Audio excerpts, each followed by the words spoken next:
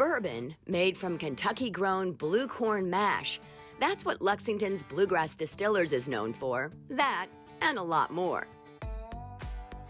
This unassuming production facility and no-frills outdoor tasting space are nestled within a 100-year-old former bread factory. Sam Rock, a Kentucky native and co-owner of Bluegrass Distillers, launched the tiny distillery in 2013. I would not say that I have like the most sophisticated palate. I like the manufacturing process. I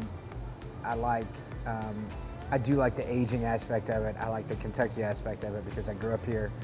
I like the barrel trading that we do with other entities. It's like horse trading, kind of.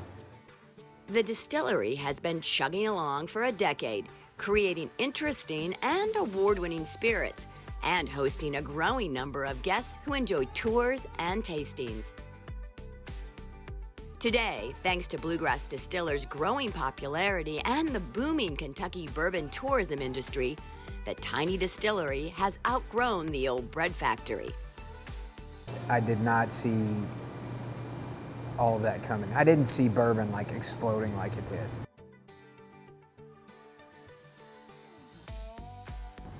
Business has been so good for Bluegrass Distillers that they've outgrown their Lexington location and are expanding to the 62 acres at historic Elkwood Farm in Midway, Kentucky.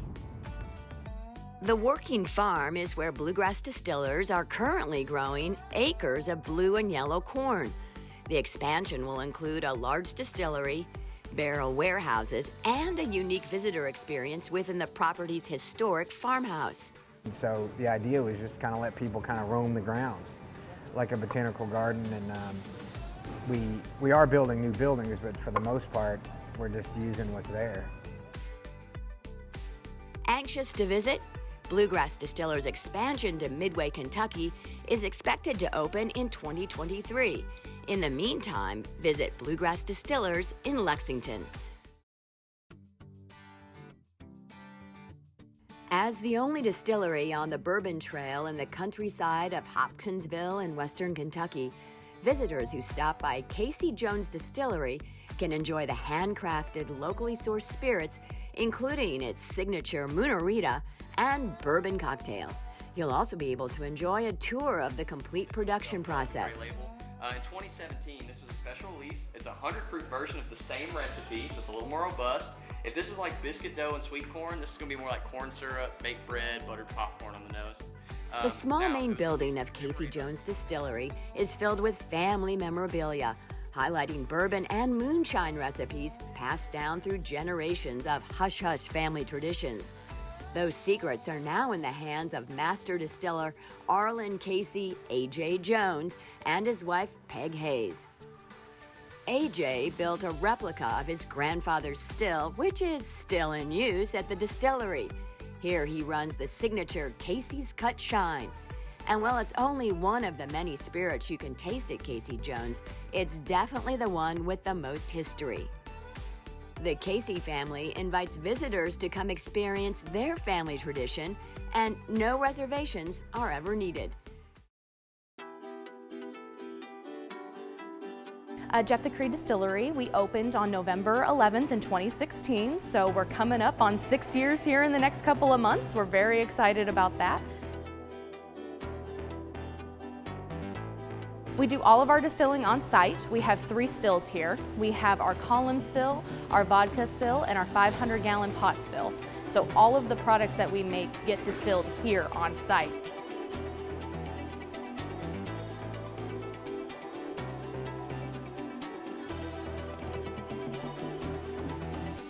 As far as experiences go, right now we've got our spirit tasting experience. It is free. You get to come in, taste our bourbons and our original moonshine. Lasts about 30 minutes on the hour. You can sign up online, and if there's walk-in availability, you can just walk in. For our barrel tasting experience, it is $45 a person. We take you back to our barrel barns, and you get to taste directly from a barrel that is handpicked by our master distiller. And it's a super cool experience.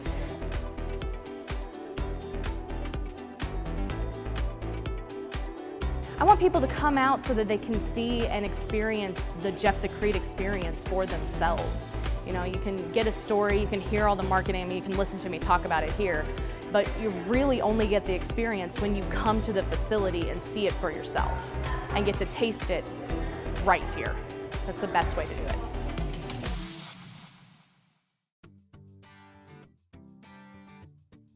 While more remote than other distilleries on the Kentucky Bourbon Trail craft tour, Limestone Branch is a cozy distillery located about 65 miles to the southeast of downtown Louisville and well worth the drive.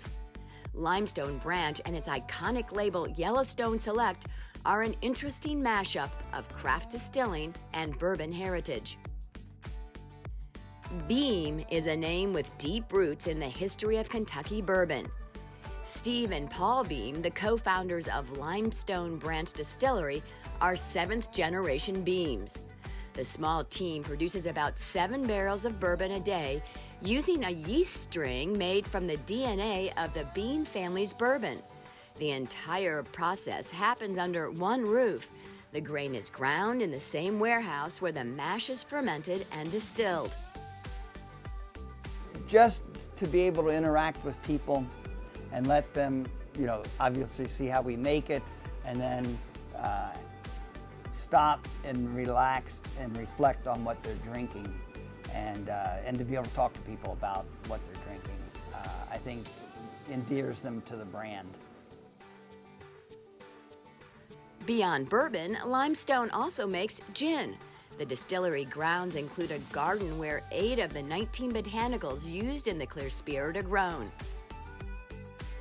Because of its diminutive size, reservations for tours and tastings are necessary, but once you arrive, guests are treated to an intimate experience and an invitation to stay a while.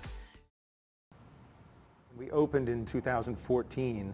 From the experiential side, we were, there weren't distilleries that were building this kind of event space at that time. In Cali, yes.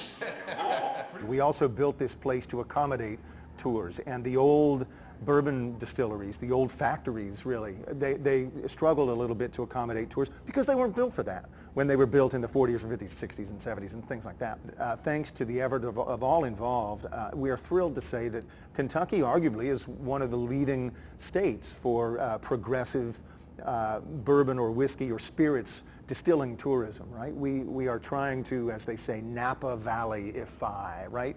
Turn Kentucky into a real powerful destination and for spirits and for bourbon. We got across to the legislators. This isn't about getting people more whiskey. It's about tourism. It's about restaurant meals. It's about heads in the beds. How many hotel rooms will be filled because people are coming here? And I guess we had maybe a little bit of faith that we could see that developing and getting better and better. And we played our little role in advancing it as well. I don't think we worry about being everything to everybody. We just have to make the best whiskey we can. And by the way, if you add just a drop of water to our whiskey, it mellows it out. It becomes richer and softer and mouth-coating because we have left all of the aroma and the flavor and the color and, very importantly, the texture, because we don't filter it away. Again, back to our quality standard of no chill filtration. That ensures the richest possible whiskey experience as you take a sip and work it around your mouth. You know, one of my favorite comments we get from people trying our whiskey, it sounds like a little backhanded compliment, but it's not at all really, is when they say, "I can't believe it's this good for 4 years old." And that's beautiful. That really tells me we have done our job. We would have waited until it was 8 years old if we had to.